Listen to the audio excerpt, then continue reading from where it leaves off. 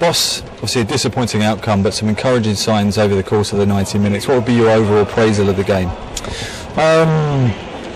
Better in a lot of patches, you know, but the greater threat of Rangers compared to other sides in other people's eyes might lead you to believe that it was better, but we still afforded too many opportunities in the first half, and it was, you know, poor decision making in terms of allowing them that.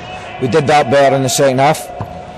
I quite like what we did, and I think we were brave enough to come with two strikers. But there was some real good individual performances. I think the two centre halves stood their ground very well, but the two boys in centre midfield were really showed another level to what they've showed so far. You mentioned in the build-up that the first goal perhaps would be crucial in determining the outcome of the game. Were you frustrated by perhaps the lack of cutting-edge ruthlessness shown by us, because we did have some chances, didn't we, especially in the second half? No. We've had one good chance. We didn't take it. They've had three. So you know, that would have been really clinical if we'd taken that and got ourselves ahead in the game. And the reason that we would have been ahead was the fact that they'd missed a penalty kick, and also Graham Stack had made one or two important interceptions in 1v1 situations. So it's if they were clinical, the scoreline would have been a lot different.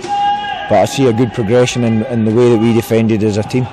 Obviously we're creating chances. That must be encouraging from your perspective. How would you sum up our attacking performance?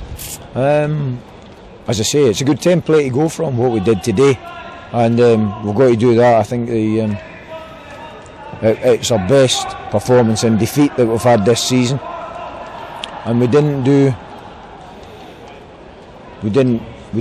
the things that I've seen us do before. The only thing we did was make a couple of rash decisions for the penalty kick right on half time. The rest of it, the goal is just born out of the quality and the sustained quality of Rangers attacking through balls. What's on the agenda now, boss? Because obviously the international break means we don't have a first team fixture next weekend. What's going to happen?